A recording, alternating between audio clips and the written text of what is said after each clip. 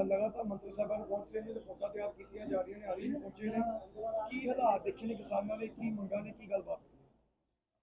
मैं सब तो पहला जिला तरनताਰਨ ਦੇ ਪਿੰਡ ਮੁੰਡਾ ਪਿੰਡ ਵਿਖੇ ਆਉਣ ਤੇ ਸਾਡੇ ਮਾਨਯੋਗ ਸਤਿਕਾਰਯੋਗ ਕੇਂਦਰੀ ਰਾਜ ਮੰਤਰੀ ਸ੍ਰੀ ਅਜੇ ਟਾਂਟਾ ਜੀ ਦਾ ਜ਼ਿਲ੍ਹਾ ਤਰਨਤਾਰਨ ਦੇ ਵਿੱਚ ਆਉਣ ਤੇ ਦਿਲ ਦੀਆਂ ਗਹਿਰਾਈਆਂ ਤੋਂ ਜੀ ਆਇਆਂ ਆਖਦਾ, ਕਿਉਂਕਿ ਸਾਡੇ ਮਾਨਯੋਗ ਦੇਸ਼ ਦੇ ਪ੍ਰਧਾਨ ਮੰਤਰੀ ਸ਼੍ਰੀ ਨਰਿੰਦਰ ਮੋਦੀ ਜੀ ਪੰਜਾਬ ਦੇ ਲਈ ਬਹੁਤ ਵਧੀਆ ਸੁਹਿਰਦਤਾ ਦੇ ਰਹੇ ਨੇ। ਪਿਛਲੇ ਸਮੇਂ ਜਦਾਂ ਹੀ ਪਿਛਲੇ ਸਮੇਂ ਦੇ ਵਿੱਚ ਕੁਦਰਤੀ ਆਫਤ ਦੇ ਤਹਿਤ ਹੜ੍ਹਾਂ ਦੇ ਨਾਲ ਜਿੱਥੇ ਕਿਸਾਨਾਂ ਦਾ ਮਜ਼ਦੂਰਾਂ ਦਾ ਨੁਕਸਾਨ ਹੋਇਆ, ਤੁਸੀਂ ਦੇਖ ਰਹੇ ਹੋ ਕਿ ਪਿਛਲੇ ਲਗਾਤਾਰ 1 ਮਹੀਨੇ ਤੋਂ ਜੇ ਤਰਨਤਾਰਨ ਜ਼ਿਲ੍ਹੇ ਦੀ ਗੱਲ ਕਰ ਲਈਏ ਤਾਂ ਕੁਝ ਸਮਾਂ ਪਹਿਲਾਂ ਸਾਡੇ ਸਤਿਕਾਰਯੋਗ ਸਾਬਕਾ ਰਾਜ ਸਭਾ ਮੈਂਬਰ ਸ਼੍ਰੀ ਸ਼ਵੇਤ ਮਲਿਕ ਜੀ ਆਏ।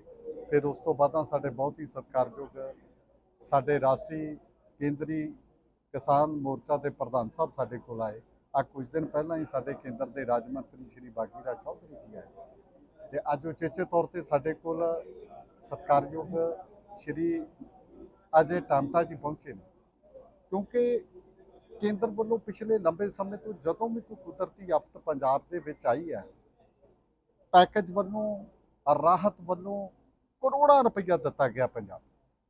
ਜਾਂ ਪਿਛਲੇ ਸਮੇਂ ਦੇ ਵਿੱਚ ਜਦਾਂ ਹੀ ਦੇਸ਼ ਦੇ ਪ੍ਰਧਾਨ ਮੰਤਰੀ ਸ਼੍ਰੀ ਨਰਿੰਦਰ ਮੋਦੀ ਜੀ ਪੰਜਾਬ ਪਹੁੰਚੇ ਆ ਤਾਂ ਮੌਕੇ ਤੇ ਉਹਨਾਂ ਨੇ 1600 ਕਰੋੜ ਰਾਹਤ ਪੈਕੇਜ ਜਾਰੀ ਕੀਤਾ ਹੈ। ਰਾਹਤ ਪੈਕੇਜ ਤੇ ਉਸ ਦਿਨ ਤੁਹਾਡੇ ਸਾਹਮਣੇ ਪਿਛਲੇ ਸਮੇਂ 'ਚ ਲਗਾਤਾਰ ਜਿਹੜਾ ਉਹ ਸਾਡੇ ਮਾਨਯੋਗ ਪ੍ਰਦੇਸ਼ ਦੇ ਪ੍ਰਧਾਨ ਸ਼੍ਰੀ ਸੁਨੀਲ ਜਾਖੜ ਜੀ ਵੱਲੋਂ, ਸਤਿਕਾਰਯੋਗ ਸਾਡੇ ਕਾਰਜਕਾਰਨੀ ਪ੍ਰਧਾਨ ਸ਼੍ਰੀ ਅਸ਼ਵਨੀ ਸ਼ਰਮਾ ਜੀ ਵੱਲੋਂ ਅੰਕੜਿਆਂ ਦੇ ਆਧਾਰ ਤੇ ਗੱਲ ਕੀਤੀ ਗਈ ਹੈ ਕਿ ਇਸ ਤੋਂ ਪਹਿਲੋਂ ਕੇਂਦਰ ਦਾ 12,000 ਕਰੋੜ ਰੁਪਈਆ ਜਿਹੜਾ ਉਹ ਪੰਜਾਬ ਸਰਕਾਰ ਆਮ ਆਦਮੀ ਪਾਰਟੀ ਦੇ ਕੋਲ ਪਿਆ ਸੀ ਤੇ ਜੇ ਉਹ 12,000 ਕਰੋੜ ਰੁਪਈਏ ਨੂੰ ਵਧੀਆ ਤਰੀਕੇ ਦੇ ਨਾਲ ਯੂਟਿਲਾਈਜ਼ ਹੋ ਜਾਂਦਾ ਤੇ ਜਿੰਨਾ ਅੱਜ ਨੁਕਸਾਨ ਹੋਇਆ ਕਿਸਾਨ ਮਜ਼ਦੂਰ ਵੀਰਾਂ ਦਾ, ਇਹ ਨੁਕਸਾਨ ਉਹਨੂੰ ਟਲ ਸਕਦਾ ਸੀ। ਇਹ ਆਮ ਆਦਮੀ ਪਾਰਟੀ ਦੀ ਨਲਾਇਕੀ ਦੇ ਨਾਲ ਜਿਹੜਾ ਅੱਜ ਸਾਡਾ ਪੰਜਾਬ ਹੈ ਇਹ ਘਿਰਦਾ ਜਾ ਰਿਹਾ ਤੇ ਉਸੇ ਤਹਿਤ ਅੱਜ ਵੀ ਜਿਹੜਾ ਪੰਜਾਬ ਦੇ ਪ੍ਰਤੀ ਸਾਡੇ ਦੇਸ਼ ਦੇ ਪ੍ਰਧਾਨ ਮੰਤਰੀ ਸ਼੍ਰੀ ਨਰਿੰਦਰ ਮੋਦੀ ਜੀ ਪੈਸੇ ਵੱਲੋਂ ਕੋਈ ਕਸਰ ਨਹੀਂ ਆ।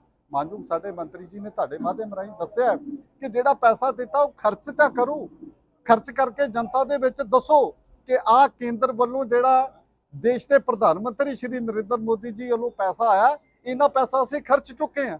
ਸਿਰਫ ਤੇ ਸਿਰਫ ਇੱਕ ਰਾਜਨੀਤਿਕ ਦੂਸ਼ਣਬਾਜ਼ੀ ਕਰਦੇ ਨੇ, ਕਿਸੇ ਨੂੰ ਸਹੀ ਤਰੀਕੇ ਦੇ ਨਾਲ ਲੋਕਾਂ ਸਾਹਮਣੇ ਜਿਹੜੀ ਅਸਲ ਰਿਪੋਰਟ ਹੈ ਕਿ ਕੇਂਦਰ ਦਾ 2022 ਤੋਂ ਹੁਣ ਤੱਕ ਜਿਹੜਾ ਪੈਸਾ ਹੈ ਕਿੱਥੇ ਕਿੱਥੇ ਵਰਤਿਆ ਗਿਆ ਹੈ ਤੁਹਾਡੇ ਸਾਹਮਣੇ।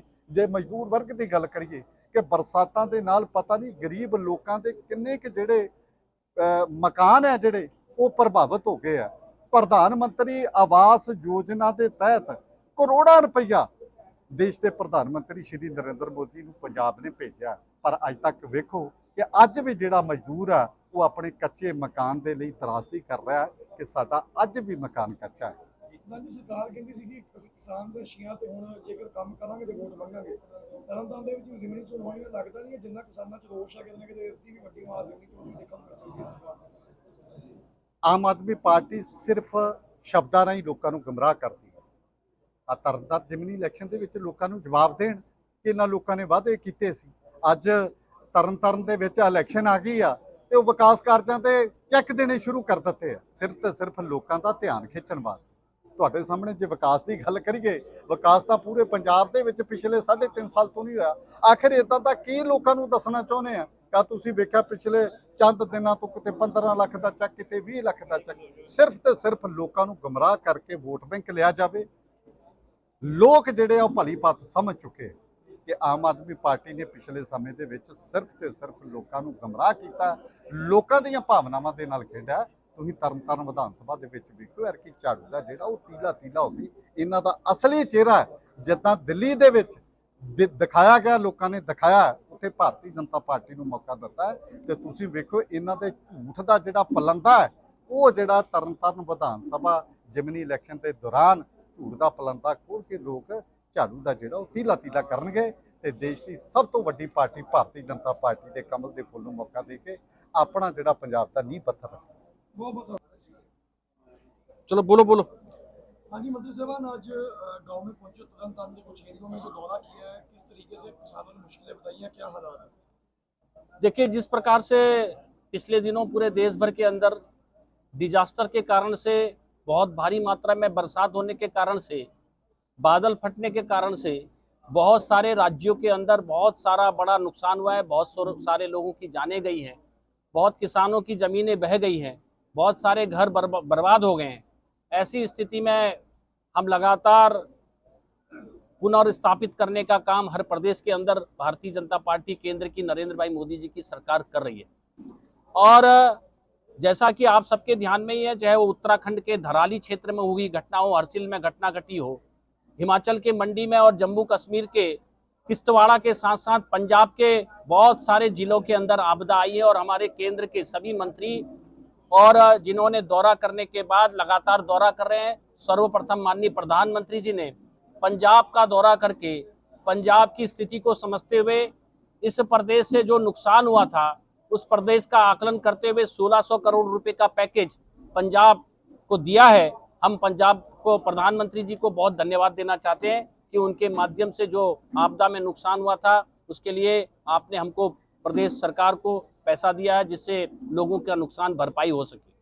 आज हम जिला तरन तारण के मुंडा पिंड गांव के अंदर हैं, जहां लगभग 20 से अधिक गांव प्रभावित हुए हैं। और जो इनकी नाप जमीन है, जो नामी जमीन है, उस जमीन के अंदर स्वयं मैंने देखा कि पूरे खेत के खेत में पानी भरा हुआ है, फसल पूरे तरह से बर्बाद हो गई है, जमीन बह गई है।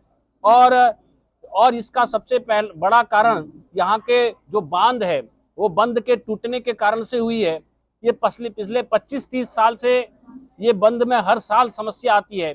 22-23 में भी बहुत बड़ा डिजास्टर आया था जिसके कारण से यहाँ के लोगों की जमीनें लगातार 25-30 साल से घर और जमीनें बर्बाद हो रही हैं, वहाँ लगे ट्यूबवेल बर्बाद हो जा रहे हैं। और इसमें हमने SDRF का 12,000 करोड़ रुपए भी केंद्र सरकार ने पहले दिया है। उसका फायदा ये प्रदेश की सरकार को इन बंदों को बनाने के लिए, यहाँ के जमीनों में जो हमारे लोग रह रहे हैं उनके घरों को पक्का करने के लिए, लोगों के पानी के लिए ऐसे पैसे का वो उपयोग कर सकते थे। मगर प्रदेश सरकार के ना कोई मंत्री यहाँ आए, ना मुख्यमंत्री आए, ना सेक्रेटरी इस क्षेत्र के अंदर आए जो कि यहाँ के गरीब किसानों के साथ बैठते और बैठने के बाद एक परमानेंट स्ट्रक्चर बनाते। यहाँ पर जो ब्यास नदी है, मैं स्वयं देख रहा हूँ कि ब्यास नदी जो है वो नदी का लेवल जो है वो ज्यादा ऊंचा हो गया है, खेत का लेवल नीचे हो गया है। और इस कारण से नदी के में नहीं बहकर खेतों में बह रही है और इनसे पूरे इनकी जमीनें बर्बाद हो गई है। मैं कहना चाहता हूं कि मुख्यमंत्री जी को और प्रदेश की सरकार को यहाँ पर BBM की बैठक करनी चाहिए थी और वो अर्जेंट बैठक होती है, CM की अध्यक्षता में होती है, उसकी एक प्लानिंग करनी चाहिए थी जिससे लोगों का नुकसान नहीं होता। मैं यहाँ की सरकार को कहना चाहता हूँ कि आप किसी प्रकार से यहाँ पर बैठ करके एक लॉन्ग टाइम प्लानिंग करिए, यहाँ की किसानों के इस बात का परमानेंट इलाज कीजिए। ब्यास नदी में आ रहे सील्ड को निकाल करके, उस सील्ड को खत्म करके उसको निकालेंगे तो नदी का रास्ता बनेगा। ऐसा मैं सोचता हूँ कि ये करना चाहिए। मेरे को पूरा ध्यान है कि हमारी जो सड़क की रोडें हैं, लगभग 1100 मीटर की हमारी एक सड़क जो है ये गग्गर नदी पटियाला में वो बह गई। यही कपूरथला ब्यास नदी जो कि दिल्ली कटरा एक्सप्रेसवे के पैकेज में 1500 मीटर की अतिरिक्त जल निकासी खोल दी गई है। दोनों हस्तक्षेप करने के बाद IIT के हमारे इंजीनियर आए जिससे कि हमारी यहाँ पर को रोड को ठीक किया जाए। अगस्त-सितंबर 2025 की बाढ़ में प्रभावित क्षति की लागत भी लगभग हमारे हाईवे जो है 20 किलोमीटर ध्वस्त हुए, उसके लिए NH 36 की कुल रोडें भी हमारी करीब 4400 करोड़ रुपए का हमने उसमें बजट का प्रोविजन किया है। हम यहाँ की सारी रोडों को भारत सरकार ठीक कर रही है। भारत सरकार की यहाँ पर करीब 42 से 4300 किलोमीटर रोड भारत सरकार ही बनाती है और भारत सरकार ने ही उसको ठीक भी करती है। पहले 2014 से पहले यहाँ जो सड़क थी वो 1700 किलोमीटर सड़क NH थी, राष्ट्रीय राजमार्ग थे। हमने 14 से लेकर 24 तक हमने 2500 किलोमीटर रोड बनाई। ये 2500 किलोमीटर रोड भी भारत सरकार ने ही बनाई है। तो टोटल यहाँ पर पूरे पंजाब के अंदर 4400 किलोमीटर NH की रोड है और उसका मेंटेनेंस भी, उसका जितना नुकसान होता है वो भी भारत सरकार ही करती है।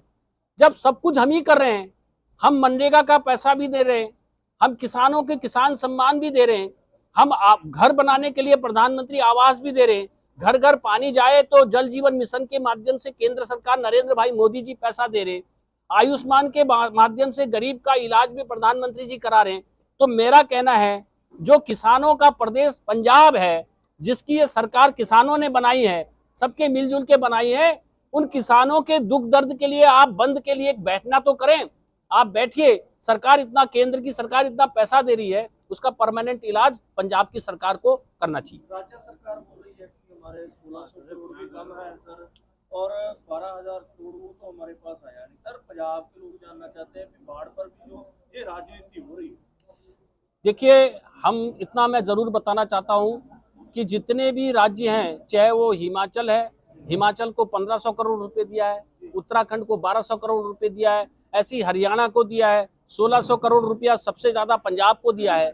तो कम से कम आप पैसे का यूज तो करो, पैसा दिखना तो चाहिए, आपने पैसा कहाँ खर्च कर रहे हो वो बताना चाहिए, और राज्य सरकार को सर्वेत पत्र जारी करना चाहिए कि हमने इतना लोगों को इसका फायदा पहुंचाया, जो मोदी जी ने पैसा दिया था उसका फायदा पहुंचाया। और जब हम कह ही रहे हैं कि हम इतना बड़ा लंबा चौड़ा सड़क में पैसा हम दे रहे हैं, तो यहाँ की सरकार जो भी पैसा केंद्र सरकार से मांग रही है, हम पूरा का पूरा पैसा दे रहे हैं, मगर आप जनता के बीच में एक ऐसा नैरेटिव फैलाने का प्रयास कर रहे हैं कि हमको पैसा मिल नहीं रहा है। हम कह रहे हैं कि आप पैसा खर्च तो करो। आपने 12,000 करोड़ रुपए खर्च नहीं किया। आपने यहाँ पर को एक बैठक बीबीएम की करनी चाहिए थी, वो बैठक करनी चाहिए थी आपदा से पहले, तो आप उसकी बैठक करके जो भी निर्णय है आपके साथ, पंजाब के साथ लगातार केंद्र सरकार ने पैसा दिया है, उसका यूज करके यहाँ की राज्य सरकार को प्रभावित करें, यहाँ की जनता को नुकसान से बचाए। यही केंद्र सरकार का मानना है, हमारे सारे लोगों का मानना है। पंजाब की सरकार इस पर लगे और काम करे। हाँ जी सर, तरनताਰਨ ਜ਼ਿਲ੍ਹੇ ਦੇ ਵਿੱਚ ਅੱਜ ਕੇਂਦਰੀ ਮੰਤਰੀ ਜਿਹੜੇ ਹੜ੍ਹਾਂ ਨਾਲ ਪ੍ਰਭਾਵਿਤ ਲੋਕ ਸੀ ਉਹਨਾਂ ਨੂੰ ਮਿਲੇ, ਕੀ ਭਾਵਨਾਵਾਂ ਨੇ ਸਰਕਾਰ ਵੱਲੋਂ, ਸੈਂਟਰ ਗਵਰਨਮੈਂਟ ਵੱਲੋਂ ਜਿਹੜਾ ਭਰੋਸਾ ਵੀ ਦਵਾਇਆ ਗਿਆ, ਕੀ ਕਹਿਣਾ ਚਾਹੁੰਦੇ ਜੀ ਪੰਜਾਬ ਦੇ ਕਿਸਾਨਾਂ ਨੂੰ ਤੇ ਮਜ਼ਦੂਰਾਂ ਨੂੰ? ਸਮੇਂ ਸਮੇਂ ਤੇ ਸਾਡੀ ਸੈਂਟਰ ਸਰਕਾਰ ਵੱਲੋਂ, ਮੋਦੀ ਸਰਕਾਰ ਵੱਲੋਂ ਉੱਚ ਦਰਜੇ ਦੇ ਮੰਤਰੀ, ਸੀਨੀਅਰ ਬੰਦੇ ਇੱਥੇ ਭੇਜੇ ਜਾਂਦੇ ਨੇ, ਤੇ ਉਹ ਇਸ ਕਰਕੇ ਭੇਜੇ ਜਾਂਦੇ ਨੇ ਕਿਉਂਕਿ ਇੱਥੇ ਦੀ ਸਰਕਾਰ, ਇੱਥੇ ਦੇ ਐਮਐਲਏ, ਇੱਥੇ ਦੇ ਅਫਸਰ ਸੁੱਤੇ ਰਹਿੰਦੇ ਨੇ, ਕੰਮ ਨਹੀਂ ਕਰਦੇ। ਤੇ ਅੱਜ ਵੀ ਜਦੋਂ ਸਾਡੇ ਮੰਤਰੀ ਸਾਹਿਬ ਆਏ ਨੇ, ਅਜੇ ਟਮਟਾ ਜੀ ਆਏ ਨੇ, ਤਾਂ ਲੋਕਾਂ ਦਾ ਇੱਕ ਤਰ੍ਹਾਂ ਤੋਂ ਹੜ੍ਹ ਆ ਗਿਆ। ਤੁਸੀਂ ਦੇਖਿਆ ਹੋਊਗਾ ਜਿਹੜੇ ਆਪਣੀਆਂ ਪ੍ਰੋਬਲਮ, ਆਪਣੀਆਂ ਮੁਸ਼ਕਿਲਾਂ ਸੁਣਾ ਰਹੇ ਨੇ, ਤੇ ਇੱਕ ਬੰਦ ਜਿਹਦੇ ਕਰਕੇ ਬਾਰ-ਬਾਰ ਹੜ੍ਹ ਆ ਰਹੇ ਨੇ, ਤੇ ਇਸ ਵਾਰ ਵੀ ਆਏ, ਉਹ ਨਹੀਂ ਇਹਨਾਂ ਤੋਂ ਬਣ ਰਿਹਾ। ਤਾਂ ਇਹੀ ਕਹਿਣਾ ਚਾਹੂੰਗਾ ਮੈਂ ਵੀ, ਮੇਰੇ ਵੱਡੇ ਭਰਾ ਸੰਧੂ ਸਾਹਿਬ ਉਦੋਂ ਹੁਣ ਇਲੈਕਸ਼ਨ ਲੜ ਰਹੇ ਨੇ, ਜਿਮਨੀ ਚੋਣ ਹੈਗਾ, ਤੇ ਲੋਕਾਂ ਨੂੰ ਸੰਧੂ ਸਾਹਿਬ ਵਰਗਾ ਕੈਂਡੀਡੇਟ ਨਹੀਂ ਮਿਲ ਸਕਦਾ, ਤੇ ਇਹਨਾਂ ਨੂੰ ਜ਼ੋਰ ਲਾ ਕੇ ਸਪੋਰਟ ਕਰਨੀ ਚਾਹੀਦੀ ਹੈ ਤਾਂ ਜੋ ਹਲਕੇ ਦੇ ਮੁਸ਼ਕਿਲਾਂ ਹੱਲ ਕੀਤੀਆਂ ਜਾਣ।